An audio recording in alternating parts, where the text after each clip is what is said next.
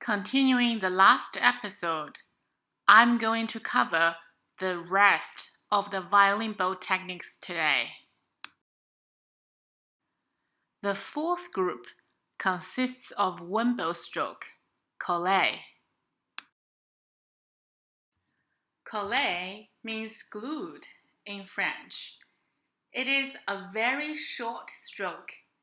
It begins on the string with the bow lightly contacting the string with a distinct, short, and sharp pinch.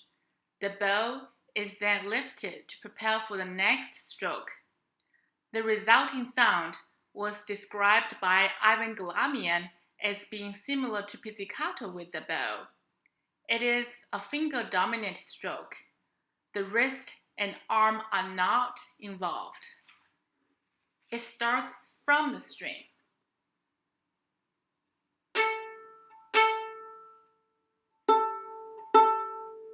It sounds similar, right?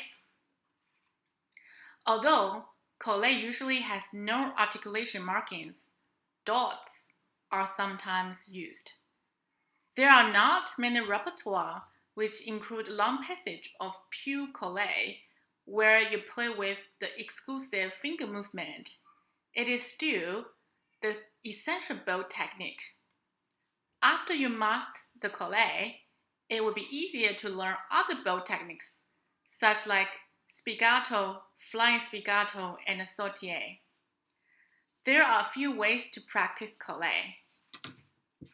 First, put your right hand against a table. This way, it immobilizes the movement of your wrist and arm, so you can focus on your finger movement. Let's do it together. One completely stretched movement and one completely bended movement, including your thumb.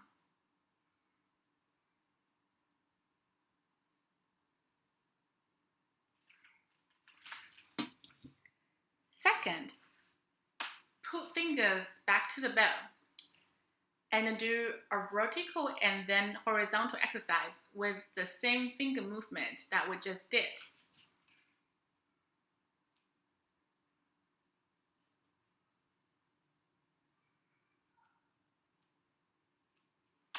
Third, put your violin back on and let's play some open strings and then scales.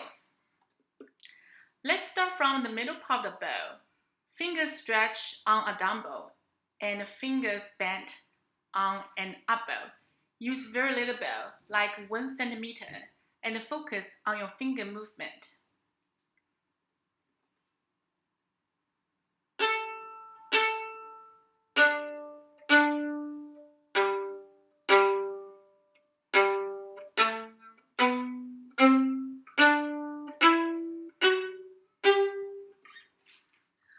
Afterwards, let's play this exactly same thing in the lower part of the bow.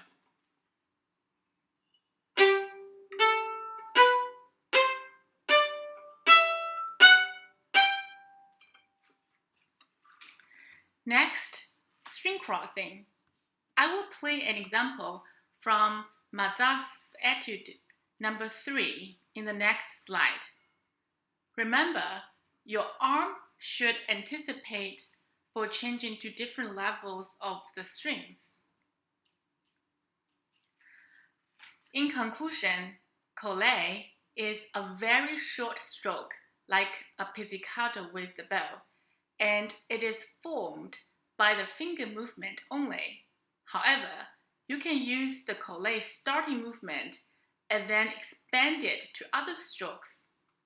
For example, after you catch the string and you don't release all the pressure immediately, and your bow stays on the string longer, thus the bow stroke will be longer too. It is important to learn Collé because it creates the foundation of great articulation.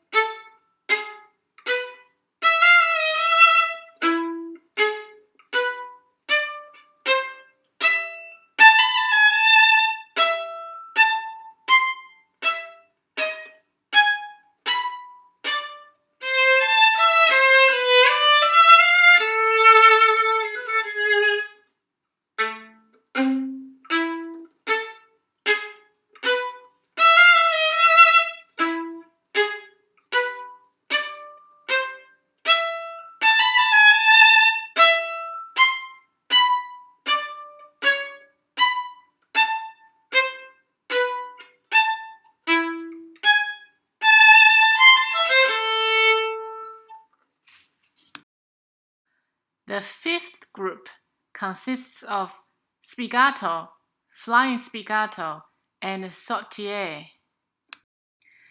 Spiccato is a technique that uses a bowing style that leaves the string clearly to produce a light bouncing sound. You play the notes in short lengths and let the bow naturally bounce off the string. Your hand and the wrist needs to be relaxed and flexible. Find a good bouncing point. Each bow is different. Please explore different spots of your bow and find the best spots to bounce.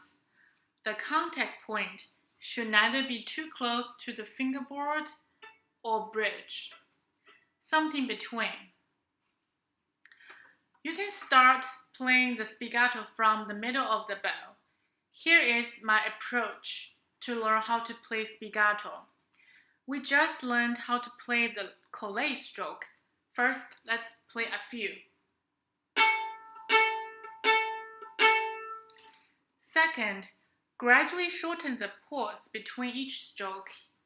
Remove the beginning sharp and pinch sound, and then get faster and faster until every stroke is completely connected to each other.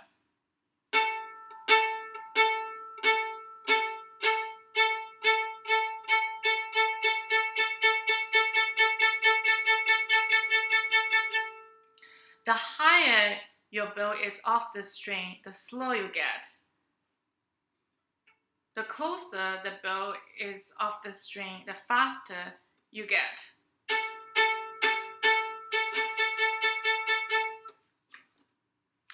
The difference between Collé and spiccato is that we use the exclusive finger movement for Collé, while we add a bit hand and wrist movement for spiccato.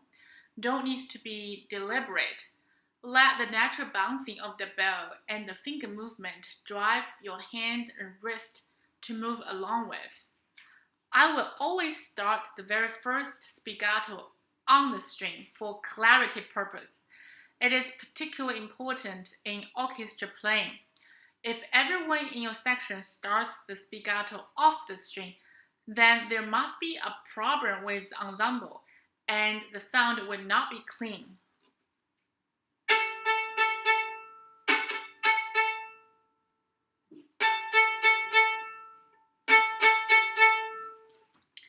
In conclusion, spiccato is a not too fast and a fully controlled stroke, which involves your finger, hand, and wrist. The arm should not be involved. In order to practice the flexibility of your wrist, I have found the following exercise helpful. Check out the etude number 21 and 39 by Mazas.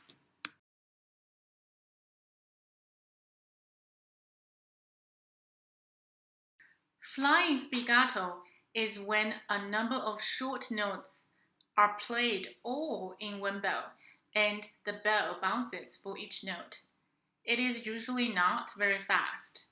You play each note on the same spot of the bow, which means your hand and wrist are making a small circle in the air to go back to the original starting point for each note.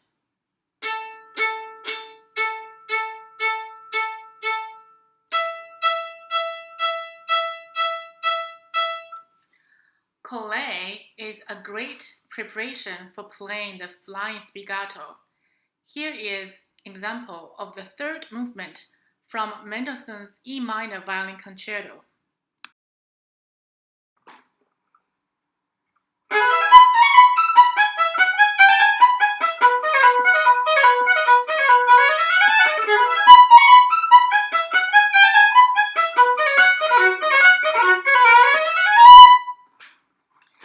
There are two things that I observed. First, if you use the whole head of the bow and lift off the string very high to play the flying spiccato, the sound is very harsh, like this. If you tilt your bow and lift off the string not too high, then the sound is much gentle and warmer. Second, It is very natural and attempted to rush during the flying spiccato, because you are playing a succession of up-bow strokes starting from the same spot always. Practicing with the metronome definitely helps. Sautillé is a bow stroke played rapidly in the middle of the bow, one bow stroke per note, so that the bow bounces very slightly off the string. It is much faster and shorter than spiccato. There are a lot of schools, methods teaching how to play sautillé. Among them, I find this approach being the most logical and effective one.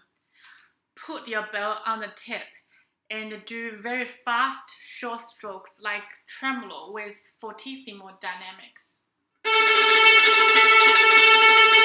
You will use a lot of pressure from your right hand to play in order to make it loud. Then gradually move your bow to the middle and do a diminuendo in dynamics. Keep the same speed and length of your short stroke.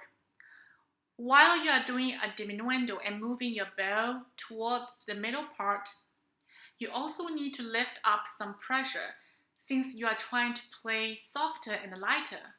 Whether you believe or not, by the time you arrive the middle of your bow and towards the end of your diminuendo, the bow naturally starts to bounce itself and you are making a sautillé.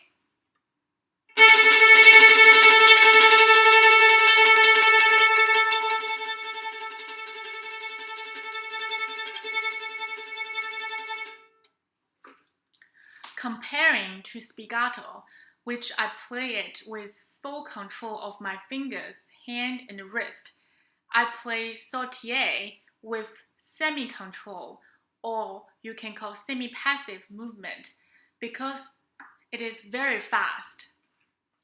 Just like the spiccato, your arm is not involved in sautillé stroke.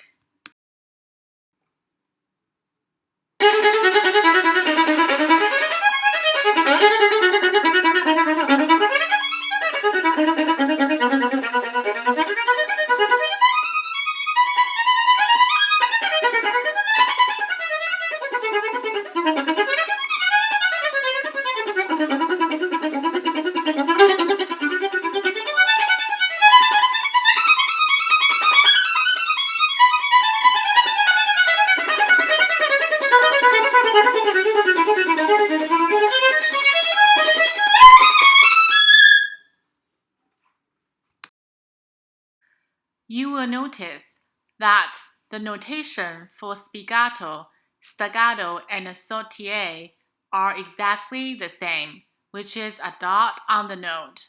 It is your job to distinguish which one you should play according to different musical context, genre, style, and composers. If it is confusing, the conductor or your sectional leader will clarify it with you. There are another two bow techniques which are not used as often as the ones that we just discovered above, but you still need to know how to play them in orchestra sight reading. They are Col Legno and Ricochet. Col Legno means with wood in Italian. You turn the bow upside down and you play with the wood.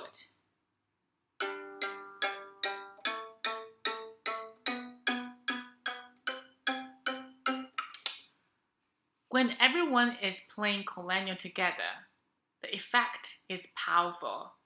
Here is an example of Mars from Holst's planet.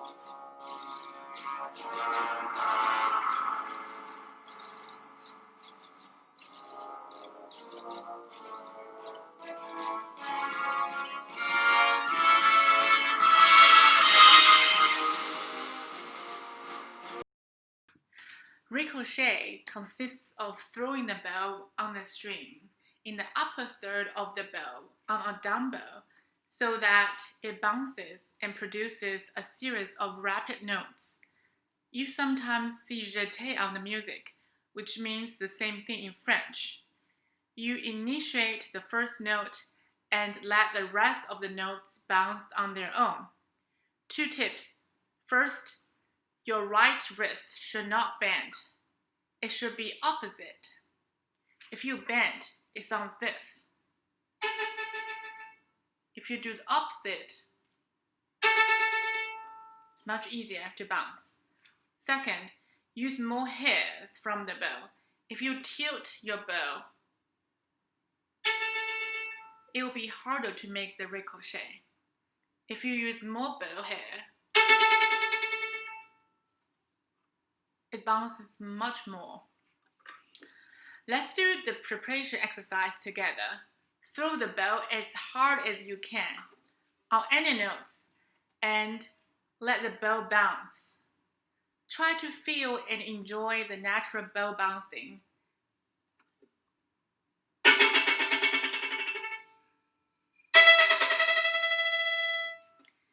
Is it amazing to make so many notes by the bow itself?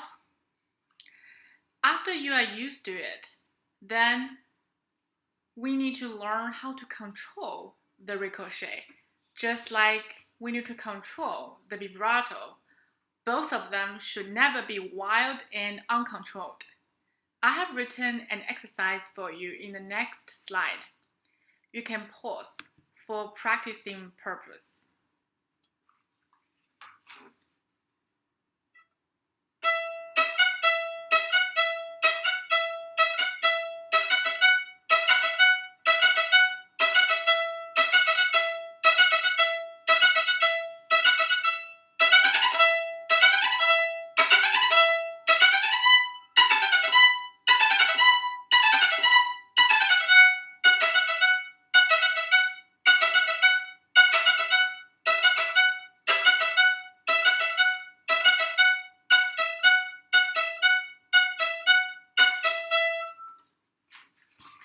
And try to practice with the metronome to keep the tempo consistent.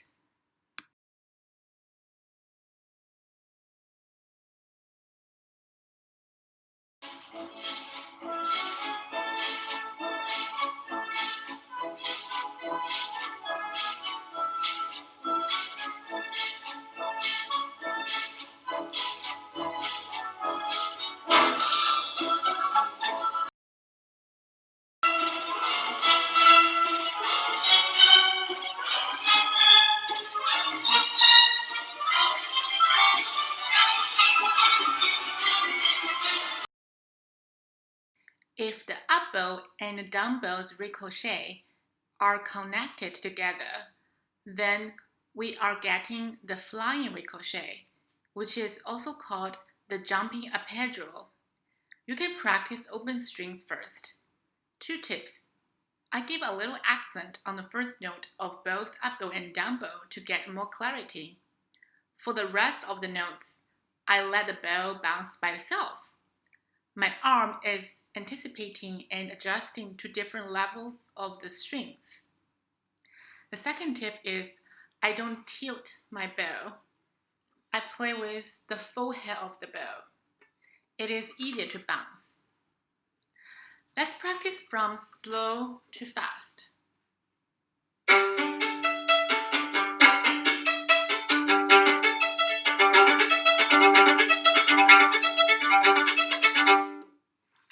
In order to achieve the evenness of each note, I suggest you to use metronome. A famous example of the flying ricochet is the cadenza from the first movement of Mendelssohn's E minor violin concerto.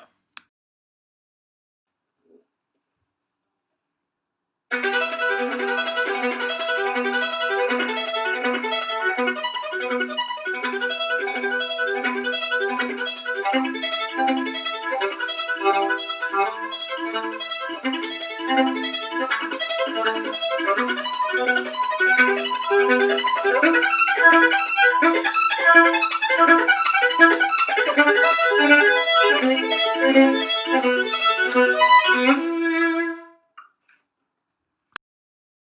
summary, we have covered the rest of the bow strokes and techniques today. There are a lot of things to remember. Here are some important points. Ballet and staccato are on the string. Collé starts on the string and then lifts off the string. Spiccato, Sautillé, and Ricochet are off the string. Col Legno can be on or off the string, although the later one is more common.